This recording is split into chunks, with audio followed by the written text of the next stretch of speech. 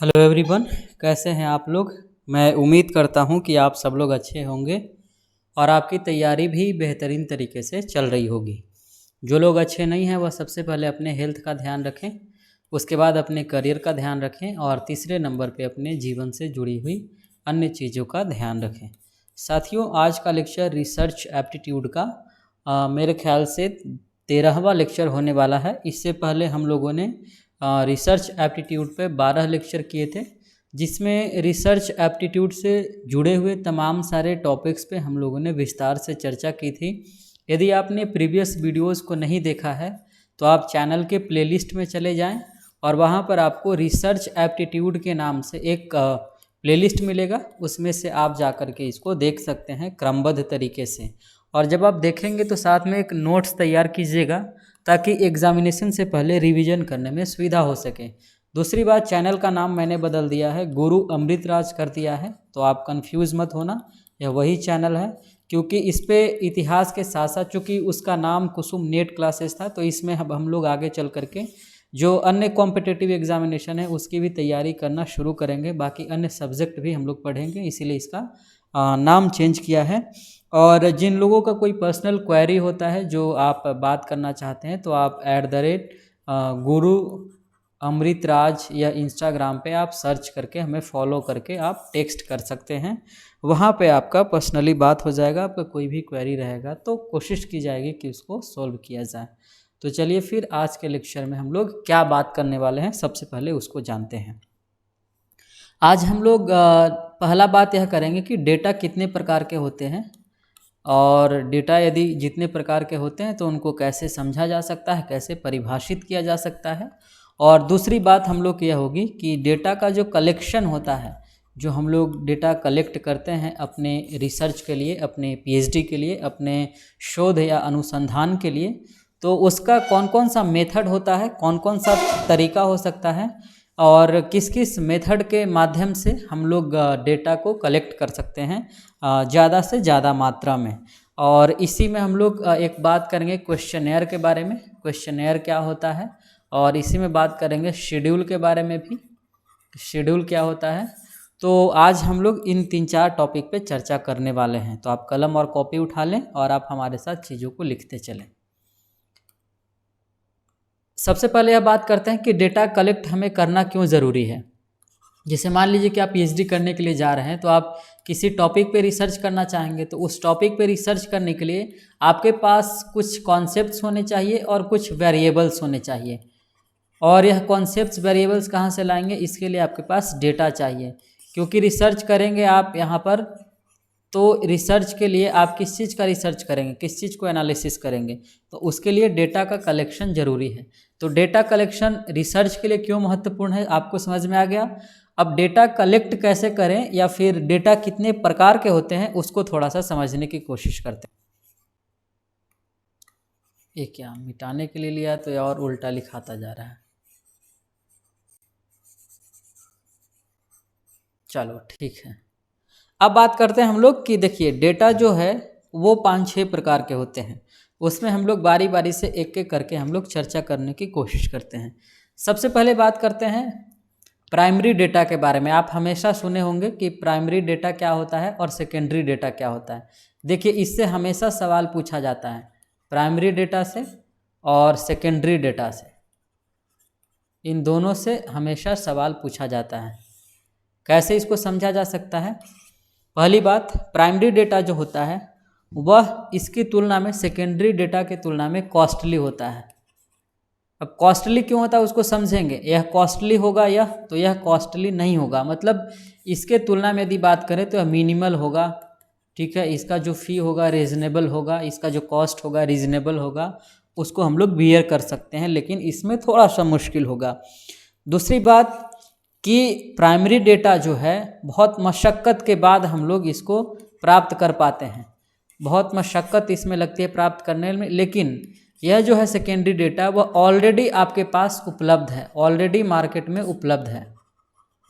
जैसे उदाहरण के तौर पे प्राइमरी डेटा किसे कहेंगे, जैसे मान लीजिए आप एक टॉपिक पे रिसर्च कर रहे हैं, गांधी पे मान लीजिए आप रिसर्च कर रहे हैं, तो गांधी के समय में जो न्यूज़पेपर्स लिखे जा रहे थे, जो टेक्स्ट लिखा जा रहा था, जिन जिन लोगों ने उनको लेटर लिखा था, उन लेटर वो चूँकि पब्लिक में है नहीं, ऐसे ही आप इतना आसानी से उसको एक्सेस नहीं कर सकते हैं कि गांधी ने यदि मैकडोनाल्ड को जो लेटर लिखा था तो आप उसको इतनी आसानी से एक्सेस नहीं कर सकते हो। ऐसा नहीं कि वो है नहीं, वो है, लाइब्रेरी में है, आर्काइव में है। तो उसके लिए आपको क्या करना पड़ेगा, इसीलिए बोला जाता है कि जो जो चीज़ें गौण है, ठीक है, वो है तो सेकेंडरी लेकिन वो गौण है, तो जो गौण है उसको आप मेहनत करके खोजते हैं, वो सभी के सभी प्राइमरी डेटा में चला जाता है। और जिस टॉपिक पे आप रिसर्च कर रहे हैं उसके कॉन्टेम्प्रेरी यदि कोई डेटा रहा तो वो तो ऑब्वियसली प्राइमरी डेटा में ही जाएगा। तो मान लीजिए नेशनल आर्काइव से आपने एक्सेस किया गांधी के डायरी को, तो यह किस में जाएगा, यह प्राइमरी डेटा में जाएगा। इसीलिए प्राइमरी डेटा में ज़्यादा खर्च है, क्योंकि पहले आप नेशनल आर्काइव जाएं, उसके लिए प्रमाण पत्र बनाएं, एक्सेस का जो सर्टिफिकेट होता है आप उसको बनाएं, फिर आपको एक्सेस मिलेगा। तो यह प्राइमरी जो डेटा है इसको कलेक्ट करने में ऑब्वियस सी बात है ज़्यादा खर्च आएगा। और प्राइमरी डेटा में ही वो सारी चीज़ें भी होती है, जैसे आप किसी के घर जाकर उसका इंटरव्यू करते हैं, आप उसको मेल करते हैं, आप सर्वे करते हैं, आप चीज़ों को ऑब्जर्व करते हैं, वो सारे के सारे प्राइमरी डेटा में आते हैं। प्राइमरी डेटा का एक और डिफिनेशन होता है, इसको फर्स्ट हैंड डेटा बोलते हैं, इसको फर्स्ट हैंड डेटा बोलते हैं। जैसे मान लीजिए आप किसी टॉपिक पे रिसर्च कर रहे हैं, या फिर आप उस पर ऑब्जर्व करके, या फिर आप गांव में गए इंटरव्यू कर करके आप लोगों का पर्सनल इंटरव्यू ले करके आपने डेटा कलेक्ट किया है, तो वो सारे के सारे क्या होंगे, फर्स्ट हैंड डेटा होंगे। तो फर्स्ट हैंड डेटा हमेशा किस में आएगा, प्राइमरी सोर्स में आएगा। सेकेंडरी सोर्स में कौन आएगा, second hand data. Second hand data कहने का क्या मतलब है कि जैसे मान लीजिए कि गांधी चले गए, तो गांधी के लेखनी पे यदि किसी ने किताब लिखा तो यह किताब तो आपके पास ऑलरेडी मार्केट में उपलब्ध है। गांधी के ऊपर किसी ने किताब लिखा तो यह मार्केट में उपलब्ध है। गांधी ने जो लिखा वह जल्दी एक्सेस नहीं मिलेगा आपको, वह प्राइमरी सोर्स में चला जाएगा, लेकिन गांधी के ऊपर जो लिखा वह आपको सेकेंडरी डेटा में आएगा, क्योंकि यह सेकेंड हैंड डेटा है, यह प्राइमरी डेटा नहीं है। तो यह आपको आसानी से मार्केट में मिल जाएगा। हालांकि इसमें भी थोड़ी बहुत मशक्क़त करनी पड़ती है, ऐसा नहीं कि इतना जल्दी मिल जाता है, लेकिन यदि इन दोनों का यदि कंपैरिजन करेंगे, कंपैरेटिव स्टडी करेंगे, तो सेकेंडरी डेटा जो होगा उसके लिए आपको बहुत ज़्यादा मेहनत नहीं करना है, लेकिन प्राइमरी डेटा के लिए आपको बहुत ज़्यादा मेहनत करने की आवश्यकता पड़ती है। कई किताबों में इन्होंने दे रखा है कि जो लिटरेरी टेक्स्ट होते हैं वह प्राइमरी डेटा में आते हैं, और जो लिटरेरी टेक्स्ट नहीं है, जो आर्कोलॉजिकल टेक्स्ट होते हैं, जो मतलब आर्कोलॉजी से जो चीज़ें निकलती है वो प्राइमरी डेटा में आती हैं। क्योंकि आप मान लो खुदाई के माध्यम से कोई चीज़ प्राप्त कर रहे हो तो वो तो फर्स्ट हैंड डेटा ही होगा ना। जैसे मान लीजिए पाकिस्तान के आसपास हाल फिलहाल में रिसर्च हुआ तो पता चला कि हड़प्पन सिविलाइजेशन से पहले भी कोई सिविलाइजेशन एग्जिस्टेंस में था, तो वहाँ पे जो आर्कोलॉजिस्ट रिसर्च कर रहे थे तो उन्होंने जो डेटा फाइंड आउट किया है वो तो प्राइमरी डेटा है ना, वो फर्स्ट हैंड डेटा है, इसीलिए उसको प्राइमरी सोर्स में रखा जाएगा। लेकिन यदि वो मार्केट में आ जाएगा, उस पर किताबें लिखी जाएंगी, तो वो किस में चला जाएगा, वो सभी के सभी सेकेंडरी सोर्सेज में फिर काउंट किए जाने लगेंगे। समझ में आ गई बात। तो प्राइमरी सोर्स में कौन कौन सा आ सकता है, सर्वे भी आ सकता है, ऑब्जर्वेशन भी आ सकता है, आप जो कमेंट करते हैं वो भी आ सकता है। और प्राइमरी सोर्स जो होगा वो ज़्यादा खर्चीला होगा और उसको प्राप्त करना मुश्किल होगा, ये मैंने शुरुआत में ही बताया आपको। अब देखो सेकेंडरी सोर्स में मैंने ये बता दिया आपको, सेकेंडरी सोर्स में यह भी आ सकता है, जैसे उस समय का यदि टीवी की बात करें, ठीक है, हालांकि उस समय टीवी है नहीं, लेकिन उस समय का यदि रेडियो प्रसारण की बात करें या टेलीविज़न तो था ही, टेलीविज़न के बात करें वहाँ पे तो कोई सोर्स मिलता है, कॉन्टेम्प्रेरी जो है उस समय का वो सब प्राइमरी सोर्स में जाएंगे, लेकिन उसके बाद की जो चीज़ें हैं सब सेकेंडरी सोर्स में चली जाएंगे। तो समझ में आ गई बात। चलिए, तो प्राइमरी सोर्स और यदि सेकेंडरी डेटा, प्राइमरी डेटा और सेकेंडरी डेटा में आपको कोई अंतर पूछे तो आप इसको ऐसे समझा सकते हैं। ठीक, प्राइमरी डेटा में और यह भी हो सकता है कि जैसे रिसेंट जो डेटा आता है वो मान लीजिए कि किसी जर्नल में आया, ठीक, और आप वहाँ से लिए, तो जर्नल में जो आता है वो तो फर्स्ट हैंड डेटा है, तो अभी प्राइमरी डेटा में ही आएगा। जैसे आप एशियाटिक सोसाइटी ऑफ जर्नल को एक्सेस करते हैं तो वो सब प्राइमरी डेटा में चला जाएगा। या फिर हाल फिलहाल में कोई शोध हुआ है, वह आप पहली बार आप उसको देख रहे हैं, या फिर आपके पास मार्केट में वो चीज़ उपलब्ध नहीं था, तो वो प्राइमरी डेटा होगा, फर्स्ट हैंड डेटा होगा। समझ में आ गई बात। चलिए, जैसे उदाहरण के तौर पे एक उदाहरण लेते हैं, मान लीजिए कि मौर्यन पीरियड पे आप रिसर्च कर रहे हैं, तो आप आर्कियोलॉजिकल आप उसको क्या किए, खुदाई किए। मान लीजिए कि आप कर्नाटक में खुदाई किए, ठीक, तो वहाँ पर से जो आपको डेटा मिलेगा वो तो प्राइमरी डेटा होगा, तो वो किस में चला जाएगा, वो चूंकि फर्स्ट हैंड डेटा होगा इसलिए प्राइमरी सोर्स में चला जाएगा, प्राइमरी डेटा में काउंट होगा। लेकिन यदि आप मौर्यन पीरियड पे रिसर्च करने के लिए रोमिला थापर की किताब का सहारा लेते हैं, क्योंकि रोमिला थापर का रिसर्च है मौर्यन फेज पे, तो यदि आप इनकी किताब का सहारा लेते हैं तो यह जो किताब होगा आपके लिए सेकेंडरी सोर्स के तौर पे काउंट होगा। समझ में आ गई बात? समझ में आ गई बात? चलिए यहाँ तक समझ में आ गई बात, तो आगे बढ़ते हैं। दूसरा जो डेटा का प्रकार होता है उसमें दो डेटा हैं, एक को बोलते हैं ऑब्जेक्टिव डेटा और दूसरे को बोलते हैं सब्जेक्टिव।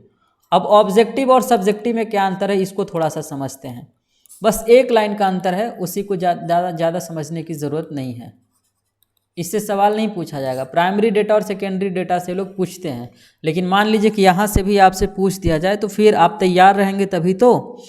चलिए, ऑब्जेक्टिव जो डेटा होता है साथियों, मैंने बताया ऑब्जेक्टिव डेटा का जो संबंध होता है वो ऑब्जेक्टिविटी से होता है, और ऑब्जेक्टिविटी कहने का मतलब होता है वस्तुनिष्ठता, हिंदी में जिसको बोलते हैं, यानी कि उसमें बायसनेस नहीं होना चाहिए, बायसनेस नहीं होना चाहिए। बायसनेस कहने का मतलब जो पूर्वाग्रह का भाव है वह नहीं होना चाहिए। ऑब्जेक्टिविटी का संबंध किससे होता है? रिलायबिलिटी से होता है, विश्वसनीयता से होता है, जिस पे विश्वास किया जा सके। तो इसमें क्या होता है कि इसमें जो डेटा है वह एक व्यक्ति पे निर्भर नहीं होगा, इसमें आपने ऑब्जर्व किया है चीज़ों को, कई लोगों का सर्वे किया है, इंटरव्यू किया है, कई लोगों के एक्सपीरियंस को, कई लोगों की किताबों का अध्ययन किया है आपने, इसलिए जो ऑब्जेक्टिव डेटा होगा उसमें कई सारे लोग होंगे, ठीक है, इसमें एक व्यक्ति का नहीं होगा। तो जब कई सारे लोग मिल करके काम करेंगे, टीम वर्क होगा, तो उसमें जो पूर्वाग्रह की संभावना है वह इसकी तुलना में कम हो जाएगा। ठीक, तो एक पॉइंट याद रखना है, पहला पॉइंट क्या कि इसमें ढेर सारे लोग मिल करके अपना थॉट प्रोसेस को देते हैं ऑब्जेक्टिव डेटा में। दूसरे नंबर पे इसमें याद रखना है कि ऑब्जेक्टिव डेटा का इस्तेमाल मुख्य तौर पे क्वांटिटेटिव रिसर्च में किया जाता है। ठीक है, किसमें? क्वांटिटेटिव, मात्रात्मक, जिसको हिंदी में बोलते हैं, क्वांटिटेटिव रिसर्च में किया जाता है। अब बात करते हैं सब्जेक्टिव डेटा की। तो सब्जेक्टिव डेटा इसका ठीक उल्टा है, यहाँ पर एक व्यक्ति का राय होगा। ठीक, तो जब एक व्यक्ति का राय होगा तो एक व्यक्ति का राय पूर्वाग्रह से ग्रसित होने की संभावना ज़्यादा है, क्योंकि अकेले है और उसका अपना व्यू होगा, तो हो सकता है कि उसका जो पर्सनल इंटरेस्ट है वो हावी हो जाए। तो इसीलिए सब्जेक्टिव डेटा में ज़्यादा संभावना होता है कि यह पूर्वाग्रह से ग्रसित हो सकता है। तो सब्जेक्टिव डेटा और ऑब्जेक्टिव डेटा में अंतर आपको समझ में आया। दूसरा पॉइंट यह होगा कि यहाँ पर चूंकि क्वांटिटेटिव में इसका इस्तेमाल ज़्यादातर किया जाता है, तो यहाँ पर जो इस्तेमाल किया जाएगा यह मुख्य तौर पे किस में किया जाएगा? क्वालिटेटिव में। क्वालिटेटिव में इसका उपयोग किया जाएगा। और क्वालिटेटिव रिसर्च और क्वांटिटेटिव रिसर्च क्या होता है यह तो आपको समझाने की ज़रूरत नहीं है, आप प्रीवियस वीडियोज़ में आप पढ़े होंगे, और यदि आप नहीं देखें तो आप देख लीजिए चैनल के प्लेलिस्ट में जाकर। आगे बात करते हैं हम लोग तीसरे डेटा की बात करते हैं, जो तीसरा टाइप है उसमें एक डेटा होता है जिसको बोलते हैं क्वालिटेटिव, और एक होता है जिसको बोलते हैं क्वांटिटेटिव। क्वालिटेटिव और क्वांटिटेटिव मैंने आपको समझाया था। क्वांटिटेटिव डेटा क्या है? क्वांटिटेटिव डेटा में हम लोग किसी चीज़ को क्वांटिफाई कर सकते हैं, उसको गिन भी सकते हैं, और इसमें जो है बायसनेस की संभावना जो है वह कम होगी। ठीक, दूसरी बात, क्योंकि यहाँ पर इसको क्वांटिफाई कर सकते हैं ना आप, तो यहाँ पे आपको इंटरप्रेट करने की संभावना बहुत कम रहेगी। तो जहाँ पे इंटरप्रिटेशन का भाव रहेगा वहाँ पे क्वांटिटेटिव चीज़ें रहेंगी, तो वहाँ पे बायसनेस भी कम होगा। लेकिन क्वालिटेटिव में क्या है, सॉरी ये तो इसको क्वांटिटेटिव कर लो और इसको क्वालिटेटिव कर लो।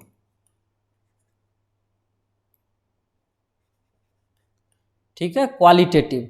क्वालिटेटिव में क्या होगा? क्वालिटेटिव में चूंकि चीज़ों को आप इंटरप्रेट करेंगे, ठीक है, इंटरप्रेट करेंगे, तो जब आप इंटरप्रेट करेंगे तो संभावना ज़्यादा यही होगा कि यहाँ पे बायसनेस आ सकता है।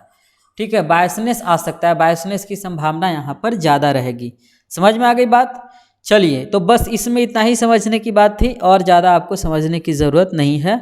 यदि आप इतना कर लेते हैं तो बहुत अच्छा है। इसमें चूंकि क्वांटिटेटिव है तो यहाँ पे आप लिख लीजिएगा कि यह संख्यात्मक होगा, ऑब्वियस सी बात है, इसको काउंट कर सकते हैं। और यह क्वालिटेटिव है तो यह गुणात्मक होगा, इसमें आप चीज़ों को इंटरप्रेट करेंगे, आपका एनालिसिस पे डिपेंड करेगा। तो 6 प्रकार के डेटा होते हैं। मेरा ख्याल है कि यह सभी आपको समझ में आ गया होगा। एक पॉइंट आप और लिख लीजिएगा कि जो क्वांटिटेटिव डेटा होता है उसमें जो ऑब्जेक्ट्स होते हैं, ऑब्जेक्ट्स जो होते हैं उसका संख्या का प्रयोग किया जाता है उसके गुणों को यानी उसके मेरिट्स को रिप्रेजेंट करने के लिए। और जो क्वालिटेटिव रिसर्च होता है उसमें जो हम लोग सैम्पलिंग करते हैं, जो सैंपल लेते हैं वो बड़ा लेते हैं, क्योंकि यहाँ पे छोटा भी लेंगे काम चला जाएगा, लेकिन यहाँ पे बड़ा इसलिए लेना जरूरी है क्योंकि यहाँ पे बहुत सारे लोगों का राय लेना होगा। यदि एक व्यक्ति का राय होगा तो संभावना ज़्यादा है कि बायस हो जाए, जैसे कि मैंने पीछे आपको बताया। समझ में आ गई बात? तो यह डेटा के बारे में बात हुई। अब हम लोग बात करते हैं कि डेटा कलेक्ट कैसे करते हैं। डेटा कलेक्ट करने के कौन कौन से तरीके हो सकते हैं। पहला जो तरीका है डेटा कलेक्ट करने का वह है ऑब्जर्वेशन के माध्यम से आप डेटा का कलेक्शन कर सकते हैं। ऑब्जर्वेशन के माध्यम से आप डेटा को कलेक्ट कर सकते हैं। तो ऑब्जर्वेशन और सर्वे दो चीज़ें होती हैं। ऑब्जर्वेशन क्या होता है और सर्वे क्या होता है उसको समझते हैं। पहले हम लोग ऑब्जर्वेशन को समझने की कोशिश करते हैं। ऑब्जर्वेशन को हिंदी में अवलोकन कहते हैं। देखो, अब ऑब्जर्वेशन और सर्वे कमोबेश दोनों एक ही चीज़ें हैं, लेकिन ऑब्जर्वेशन जो है वह छोटा है और जो सर्वे है वह बड़ा है। यानी observation is a core part of survey method. तो सर्वे आपको समझ में आ जाएगा जब आप ऑब्जर्वेशन समझ लेंगे, और जब आप ऑब्जर्वेशन समझ लेंगे तो फिर आप बाकी इसमें आगे आने वाले जितने भी मेथड हैं आप उसको भी समझ लेंगे। तो देखिए, ऑब्जर्वेशन में हम लोग क्या करते हैं। ऑब्जर्वेशन में हम लोग करते हैं कि खुद से, ठीक है, खुद से चीज़ों को, ऑब्जर्व शब्द से बना है ऑब्जर्वेशन। यहाँ पर क्या करता है कि जो व्यक्ति रिसर्च स्कॉलर है वह खुद से चीज़ों की जांच पड़ताल करता है। डेटा का जांच पड़ताल करना, डेटा को ऑब्जर्व करना, ठीक है, उसको खुद उसका जांच पड़ताल करता है। कौन? रिसर्च स्कॉलर स्वयं से करता है। यानी कि वह निर्भर नहीं रहता है रेस्पोंडेंट पे, जो रिसर्च में उसकी मदद कर रहा है सिर्फ उस पे वह निर्भर नहीं रहता है, वह खुद से भी डेटा को ऑब्जर्व करता है। यही ऑब्जर्वेशन मेथड है। तो ऑब्जर्वेशन जो होता है वो मुख्य तौर पे दो प्रकार का होता है। पहला जो ऑब्जर्वेशन होता है उसको स्ट्रक्चर्ड बोलते हैं। पहले ऑब्जर्वेशन को स्ट्रक्चर्ड बोलते हैं, और जो स्ट्रक्चर्ड ऑब्जर्वेशन होता है उसका इस्तेमाल मुख्य तौर पे जो एक्सप्लेनेटरी रिसर्च होता है, एक्सप्लेनेटरी रिसर्च होता है उसमें इसका इस्तेमाल किया जाता है। एक्सप्लेनेटरी रिसर्च को क्या बोलते हैं हिंदी में? वर्णनात्मक रिसर्च। तो आपसे पूछा जाए कि एक्सप्लेनेटरी रिसर्च जो होता है उसमें किस प्रकार का ऑब्जर्वेशन होता है, तो आप कहेंगे कि स्ट्रक्चर्ड ऑब्जर्वेशन का इस्तेमाल होता है। दूसरे नंबर पे बात करें, दूसरा जो ऑब्जर्वेशन होता है उसको अनस्ट्रक्चर्ड ऑब्जर्वेशन कहते हैं, असंरचित अवलोकन विधि। ठीक, इसमें जो है एक्सप्लोरेटरी रिसर्च के लिए इसका प्रयोग किया जाता है। बस ये छोटा छोटा पॉइंट याद रखना है, इसको आप ज़्यादा समझने की जरूरत नहीं है। बस डायरेक्ट सवाल पूछा जाएगा, स्ट्रक्चर्ड में एक्सप्लेनेटरी, अनस्ट्रक्चर्ड में एक्सप्लोरेटरी। ये आपको याद करना है, क्योंकि इसका कोई ट्रिक वगैरह मैं नहीं देने जा रहा हूँ, क्योंकि ट्रिक हमारे टीचर ने भी नहीं दिया। हमारे टीचर ने तो पढ़ाया ही नहीं था रिसर्च एप्टीट्यूड। तीसरे नंबर पे बात करते हैं। तीसरा जो ऑब्जर्वेशन होता है उसको बोलते हैं पार्टिसिपेंट का ऑब्जर्वेशन। जो आपके साथ जो भाग ले रहा है आपके रिसर्च में, जिसको आपने पार्टिसिपेट करने का मौका दिया है, वह भी आपके रिसर्च में अवलोकन करेगा। तो उसका जो अवलोकन होगा, जो रिस्पोंडेंट का अवलोकन होगा, उसका इस्तेमाल मुख्य तौर पे क्वालिटेटिव में किया जाता है। क्योंकि क्वालिटेटिव में साथियों एक से ज़्यादा लोगों का ऑब्जर्वेशन जरूरी है, क्योंकि यदि आप अकेले करेंगे तो ज़्यादा संभावना है कि वो चीज़ बायस हो जाए। इसीलिए जो पार्टिसिपेंट ऑब्जर्वेशन है वह क्वालिटेटिव रिसर्च में इसका इस्तेमाल होता है, क्वांटिटेटिव में इसीलिए इसका नहीं होता है। समझ में आ गई बात?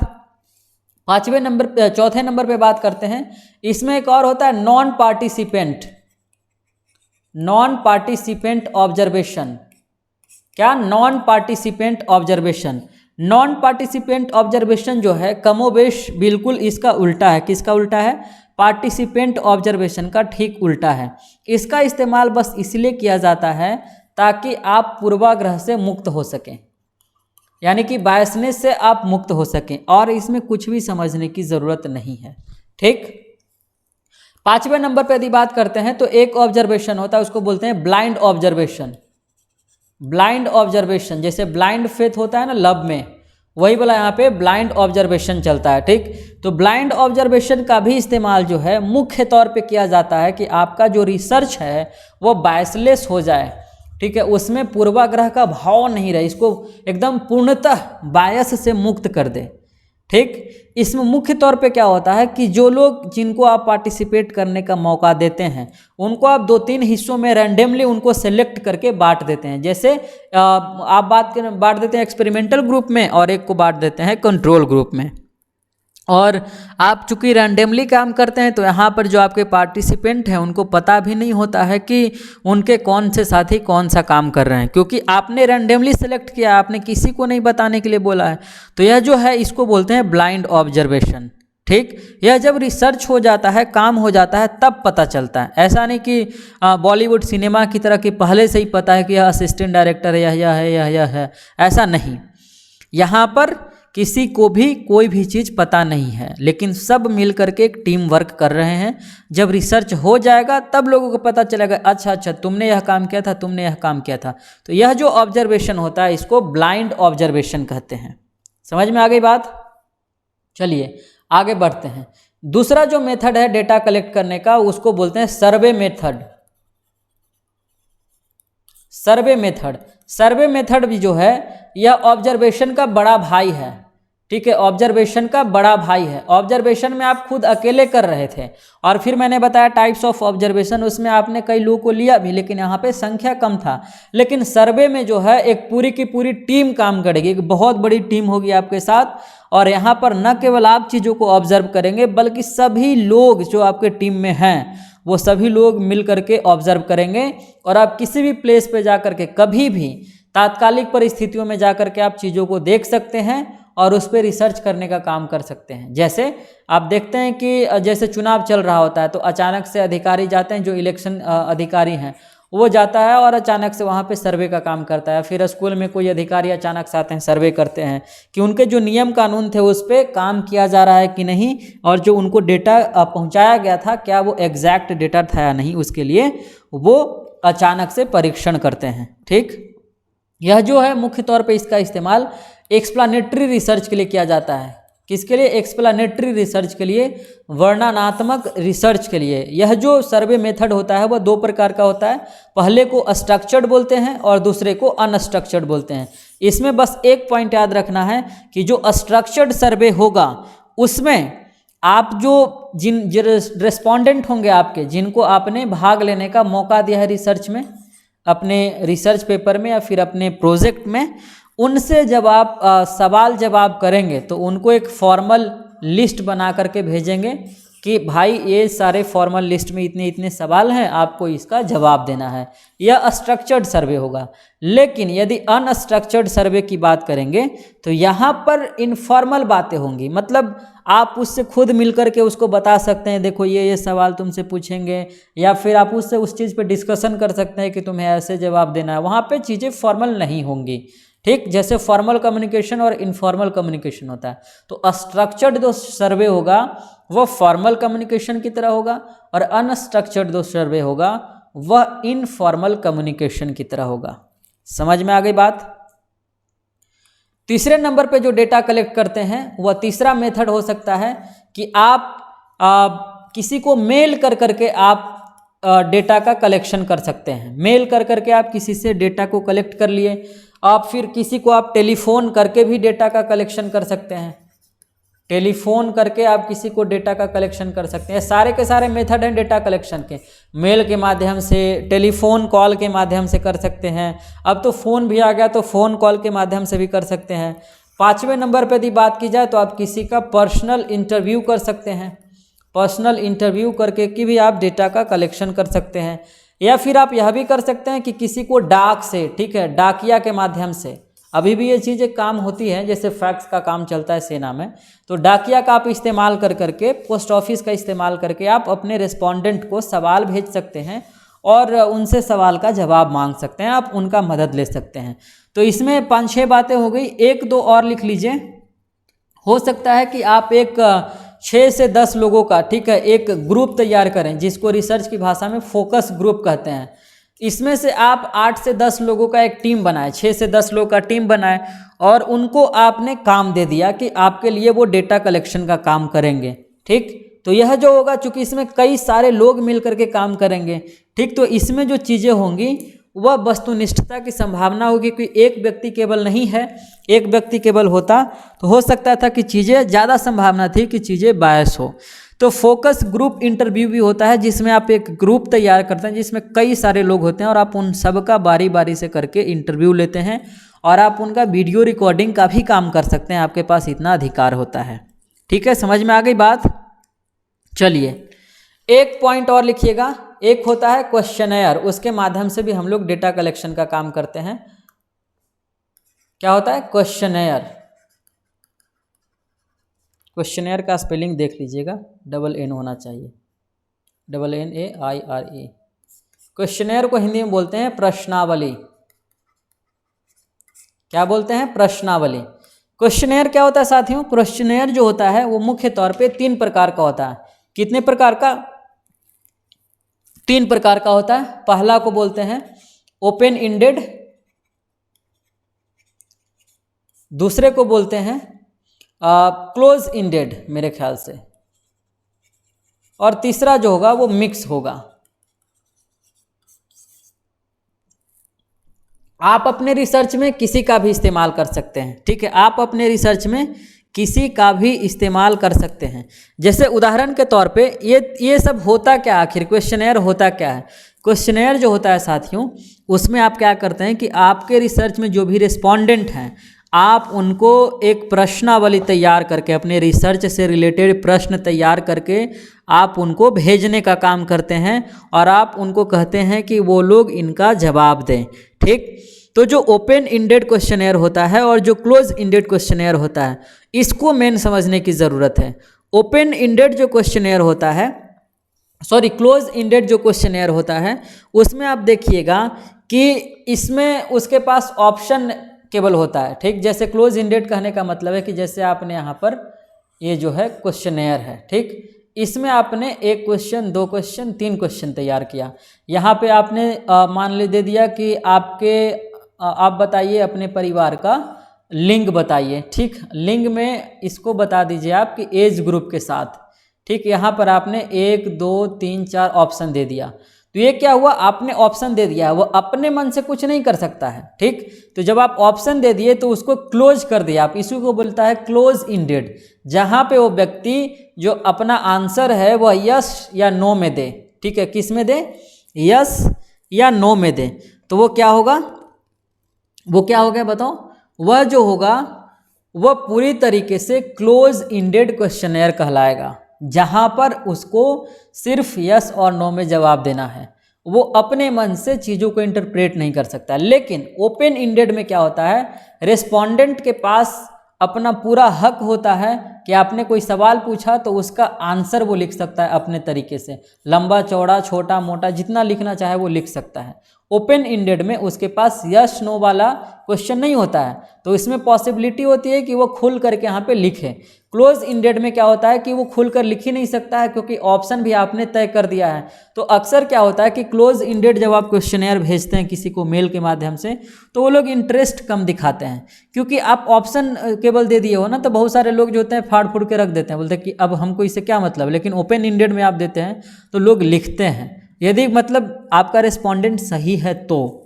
और मिक्स में, मिक्स आजकल के लोग ज़्यादातर इस्तेमाल करते हैं, क्योंकि कई ऐसे सवाल हैं जो आपको यस नो में ही केवल पूछ सकते हैं, और कई ऐसे सवाल हैं जिनका जवाब यस नो में आ ही नहीं सकता है, उसके लिए ओपन इंडेड का आपको सहारा लेना पड़ता है। इसीलिए ये दोनों को एक एक इस्तेमाल नहीं कर करके क्या कीजिए कि आप सीधा मिक्स क्वेश्चनेयर का इस्तेमाल कीजिए। ठीक, और प्रश्नावली का क्या मतलब होता है? प्रश्नावली का सीधा सा अर्थ है प्रश्नों का जखीरा, एक समूह जिसमें कई सारे प्रश्न हो। इसमें क्या इतनी बड़ी भारी बात है क्या जो आप इतना देर से सोच रहे हो कि प्रश्नावली क्या होता है, प्रश्नावली क्या होता है? इतना सोचने की जरूरत नहीं है, समझ में आ गई बात? तो प्रश्नावली से एक सवाल पक्का है, इसलिए आप अपना ध्यान रखना। ठीक है, तो आज हम लोगों ने बात कर लिया, लगभग ठीक ठाक हम लोग बात कर लिए हैं। एक पॉइंट और लिख लीजिए, शेड्यूल। शेड्यूल क्या होता है? शेड्यूल से भी 1-2 सवाल पूछा जाता है। देखो शॉर्ट में मैं बता रहा हूँ, क्योंकि आपका जेआरएफ नेट जेआरएफ के एग्ज़ाम में जितना आपको ज़रूरत है उससे ज़्यादा मैं बता रहा हूँ, ताकि एग्ज़ाम में सवाल नहीं छूटे, क्योंकि हमारा टारगेट है जेआरएफ करना। आगे इस पे 1-2 घंटा हम लोग बात कर सकते हैं शेड्यूल पे, लेकिन बात करने का कोई मतलब ही नहीं। आपको विद्वान नहीं बनना है ना, आपको जेआरएफ करना है। तो आप शेड्यूल क्या होता है बस इतना समझने की कोशिश कीजिए, इससे ज़्यादा आपको कोई भी परेशान नहीं करने वाला है, ठीक है। चलिए, इसमें जो है शेड्यूल में बस इतना ध्यान रखना है कि इसमें जो डेटा कलेक्ट करने के लिए ई न्यूमरेटर का इस्तेमाल किया जाता है। किसका? ई न्यूमरेटर का, जिसको हिंदी में प्रगणक कहते हैं, इसका इस्तेमाल किया जाता है। और इसमें जो होते हैं वो वेल ट्रेंड लोग होते हैं। कौन होते हैं? Well trained. इसमें जो लोगों को, उन्हीं लोगों को रखा जाता है जो एकदम प्रशिक्षित हैं, उनको ट्रेंड आदमी को रखते हैं। लेकिन क्वेश्चनेयर में आप ट्रेंड आदमी की ज़रूरत नहीं है, वहाँ पे कोई भी रह सकता है। क्वेश्चनेयर का एक स्टैंडर्ड तरीका, एक एडवांस तरीका है जो शेड्यूल कहलाता है। इसमें वेल ट्रेंड लोग होंगे, इसमें अनपढ़ या फिर कोई भी व्यक्ति ऐसा नहीं है कि इसमें पार्टिसिपेट कर लेगा, ठीक है, समझ गए। चलिए, यदि आप यहाँ तक समझ गए हैं तो फिर ठीक है। अब आज के वीडियो में हम लोग जो टॉपिक तय किए थे, मेरा ख्याल है कि हम लोग हर एक टॉपिक पे विस्तार से बात कर चुके हैं। तो बहुत बहुत शुक्रिया इस वीडियो को देखने के लिए। यदि आप चैनल पे पहली बार आए हैं तो प्लीज़ आप चैनल को सब्सक्राइब कर लीजिएगा और नए साथियों को चैनल पे जुड़ने में हमारी मदद कीजिए, ताकि हम उनकी भी मदद कर सकें। आप अपना ध्यान रखिए और फिर मिलेंगे अगले वीडियो में। तब तक के लिए शुक्रिया।